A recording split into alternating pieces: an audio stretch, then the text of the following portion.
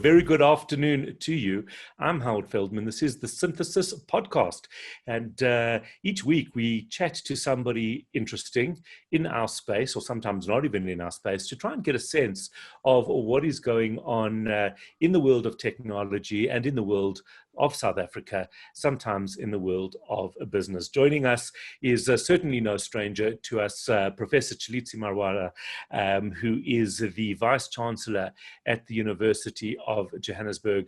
He has I think it's just launched his new book, and we want to talk about that. It is a Pan Macmillan book, and it's called the Closing the Gap, the Fourth Industrial Revolution. Professor, good afternoon, and thank you for taking the time to join us. Good afternoon, Howard, and good afternoon to your listeners. So tell us about this book, because the Fourth Industrial Revolution, obviously hugely topical, hugely important, but you've taken a very different viewpoint in that you're focusing on South Africa and on Africa, in fact.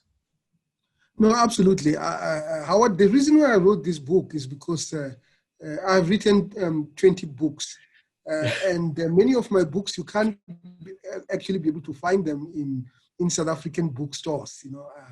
Normally when I go overseas, I normally go to the bookstore so that I can see to find your own books. Crazy. And secondly, many of the books that I've written are full of mathematical equations. So this was quite special because I really wanted to explain things in a way where anybody can be able to understand what I am talking about. And I wanted it to contextualize it to our own environment. What are the opportunities for the Fourth Industrial Revolution here in Africa, and what can we do about it? How do we prepare ourselves, and so on and so forth? So that is really the motivation for me to write this book. And it was titled Closing the Gap, because the gap between the world and the African continent is quite stark. The fact that we do not have as many universities as you find in many countries, the fact that we don't have as many people coming out of universities is actually something that really concern me. So this book is an introduction to how do we take ownership of the developments, technological developments that are happening around the world.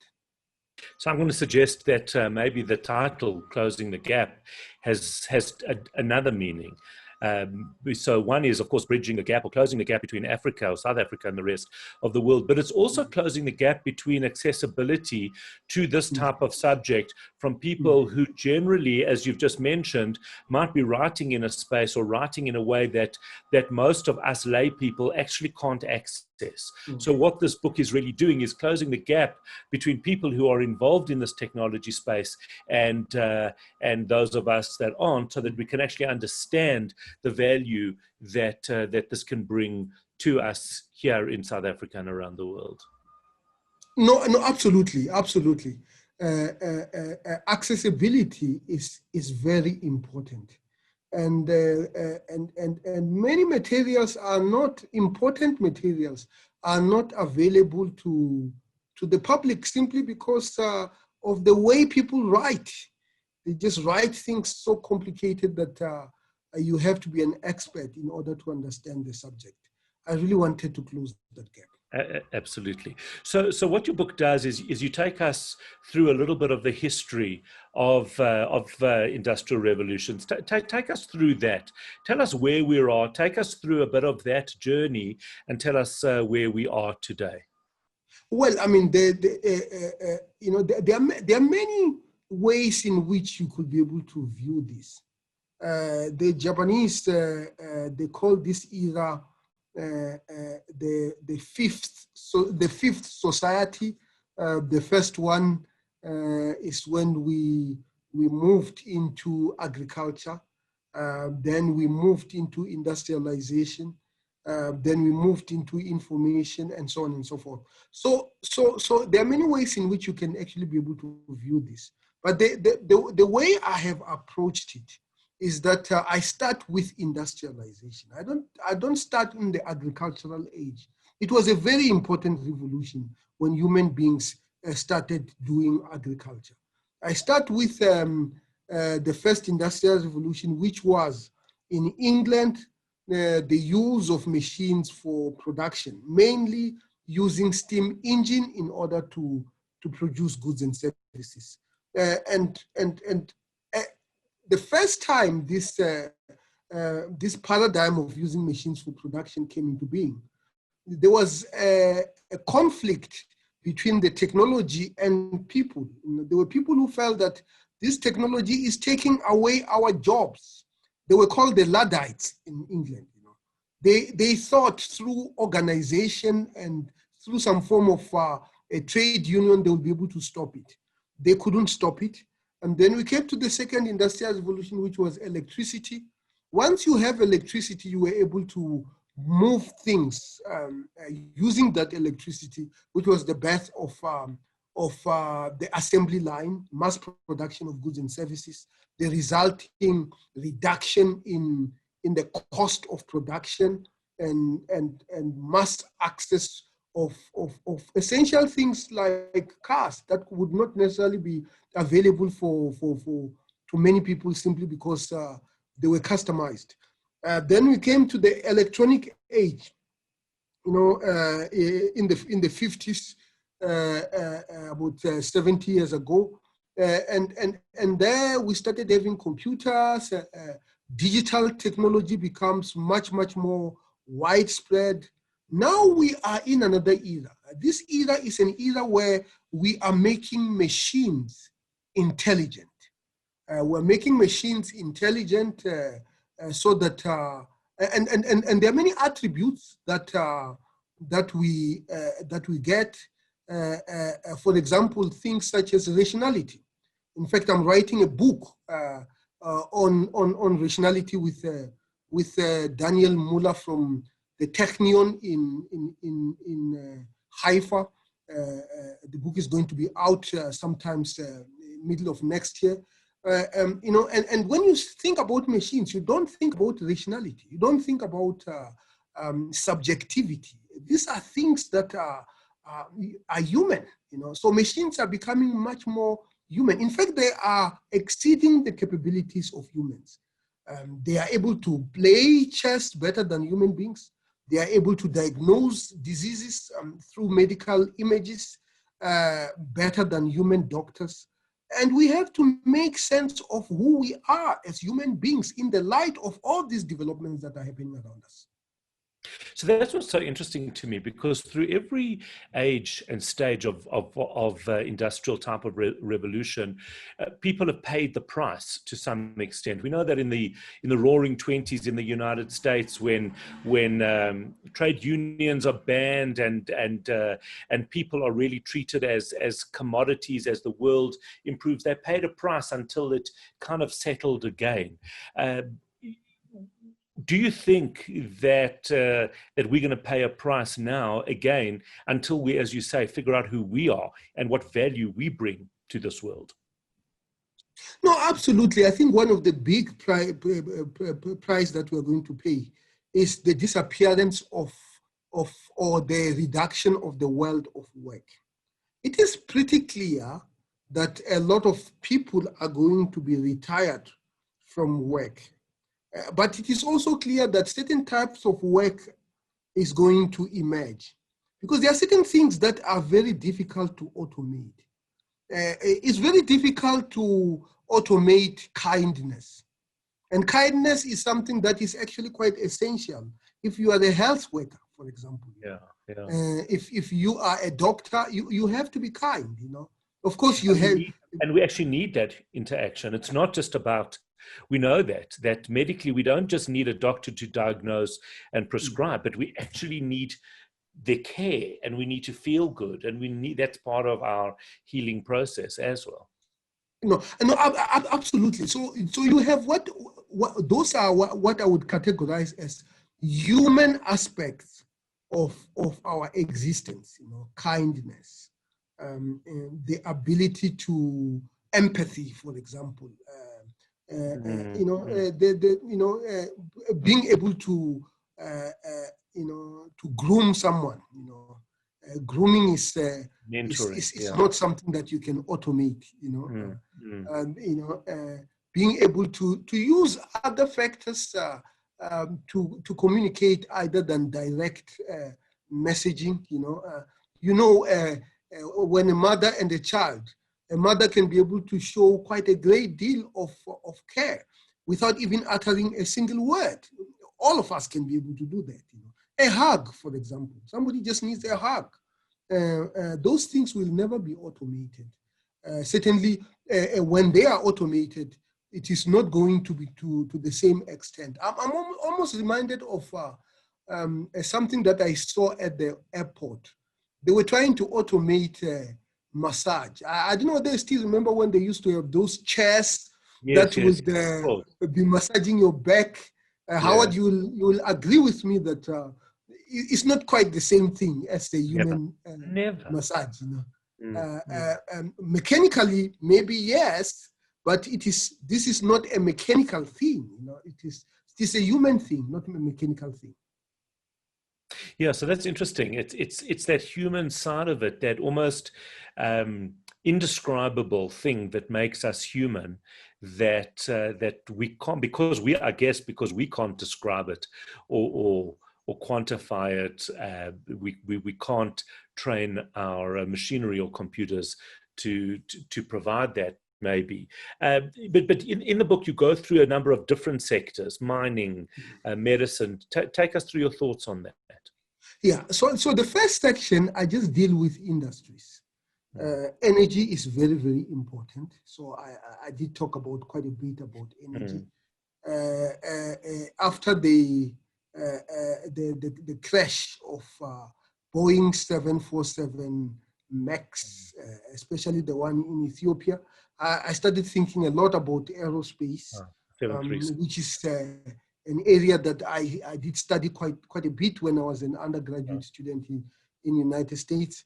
So I talk about aerospace.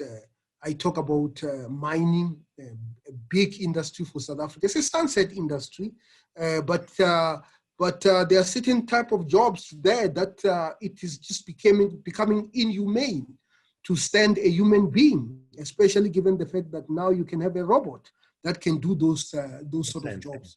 So there I just talk about industries. And then one element about the fourth industrial revolution is around data. In fact, there is a saying that data is the new oil. And you have companies that have become huge companies for no other reason except the fact that they are trading data. Facebook, Twitter, those companies are basically data companies. So I talk about the issue of what does it mean that Howard, when you get into Facebook, for example, that Facebook can take your data and go and sell it. What are the ethical dimension of that? What rights do you have? Can you be able to withdraw that data later on? All those issues are actually quite important. Issues of data heritage. When a company, let's say Google, it comes and takes the Zulu language and put it on some app called Google Translate. What does it mean? Is it free for all? And so on and so forth. So I have, this is a second section on data. Then I go to the economy. The economy is changing. Howard, you probably will still remember when our stock market was still in downtown Johannesburg. It was very noisy, and it was very discriminatory. What people do not really appreciate is that for you to be able to be on the shop floor, height was very important. Your voice was very, very important. Absolutely. Because if you were not tall enough, You were was about going your to miss sales because, and if your voice was not imposing enough, and so on and so forth. But now the stock market has moved to Sandton. It is so quiet that you would have a tough time showing me where it is, simply because people are not there. They are trading from their homes, So there was that element of data of the stock market, and then I started. I went further to now society, sports. What is happening? What is the role of the fourth industrial revolution in sports? I talk about democracy. What does it mean what does democracy mean if some software can basically study your characteristics, your digital signature on social media, and be able to not only understand how you are going to vote, but actually nudges you to vote in a particular way. It's very interesting that you say that, Professor. It's the 5th of November, 2020, when we're now recording this. To date, we are not certain who the American president is, although it's looking like it will be Joe Biden. But what's interesting to me about all of this is that very, very quickly, because of the rate of development, the social media platforms such as Twitter, Facebook, Instagram suddenly found themselves with an incredible responsibility around protecting people's fundamental freedoms, and in doing so are forced to stop the dissemination of some information, but they've all of a sudden become the bastions of truth. And I'm not sure that they ever wanted to be in that position, and I'm certainly not certain that they're equipped to be in that position. What's your thoughts around that? Well, I think obviously this is actually quite worrying. Tomorrow I am going to be reading a book for my community called A Tale of Two Cities. It is a book written by Charles Dickens during the time of the French Revolution, but really during the time of industrialization. Well, I think we have a tale of two worlds that is emerging right in front of us. And while they were talking about the getting rid of feudalism, now there is another form of feudalism that is actually emerging, techno-feudalism, where Twitter, Facebook, those techno personalities are basically becoming our kings and queens, and obviously they don't have to account to any of us because they are not elected officials, and so on and so forth. So it is worrying, but I also have to put it up front that it's not something that we can be able to stop. What we need to do is, and this is the domain not just of techno people, it requires community leaders, it requires religious leaders to make sense of, what do we do? How do we govern ourselves in an era where, this techno-feudalism can actually destroy our world? I love this. I think that is that your phrase, techno-feudalism? Well, I have not really. I just thought about it now. Okay, it's yours. We are giving this to you because it's such a brilliant phrase. Because what it does is really does capture exactly what is going on these platforms, and as everybody's struggling to deal with this. But it's so interesting what you're saying, because actually the responsibility goes a lot wider than just these platforms. Absolutely. And one thing that has really worried me quite a great deal recently.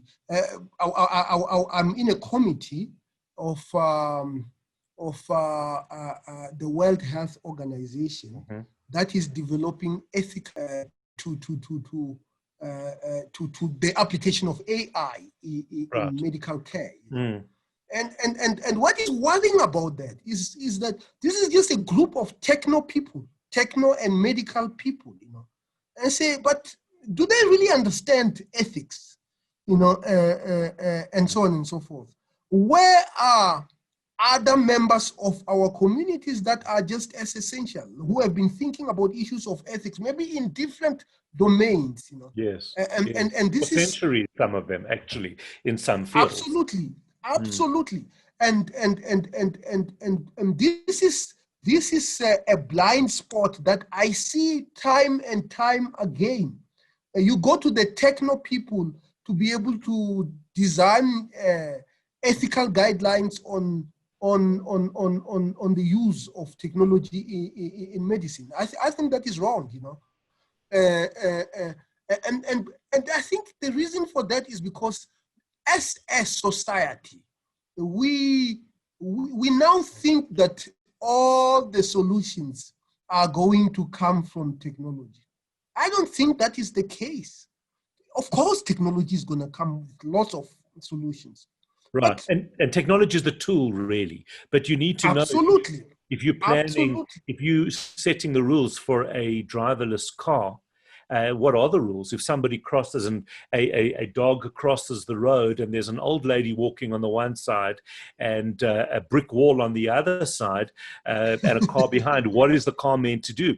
That's exactly a difficult question, isn't it? Exactly. And I'm not saying that there are right and wrong answers, because these are difficult century-old questions that maybe as human beings we just have not been able to handle them in a way that is consistent. And that's where we get back to closing the gap again, because that's really what you're saying, is that it can't just be technology focused people that are dealing with some of these issues, as we've seen with so many of these things. But AI and machine learning is definitely a way to assist us along that journey. No, absolutely. I think from a utilitarian perspective, AI is very useful. It is able to do things that we never thought. When I was doing a PhD at the University of Cambridge about 23 years ago, I never thought it will be able to solve some of the problems that it is solving now. The problem of speaker-independent device that can be able to hear you. I never thought that was possible. I thought you had to, your phone, for it to hear you, you have to train it so that it can know your voice. If you still remember, the first speech recognition devices were exactly like that, So, it has actually been able to solve many problems. But it just so happens that as it is solving those problems, it is also bringing other problems. Self-driving cars will obviously end up with less accidents in our roads, and people's lives are going to be saved. You rightly put it, but it also comes with other ethical dilemmas. What do you do in a situation that you just actually described? You save a dog, or it can even be human beings. It can be a human being in front of you and the human being on the pedestrian side. And those are the an old person on the one side and a child on the other. Is the car programmed to mow down the older person? These are terrible questions, but at some point they actually almost have to be answered, don't they? Well, obviously the easiest answer is to say, if a human being was in that position, what would they do? And normally there is a book that I read, written by Daniel Kahneman, thinking fast and slow, you know. Yes, yes, it's very interesting. Two minds, system one, which is fast, and system two, which is slow. You know, slow, you can think about it.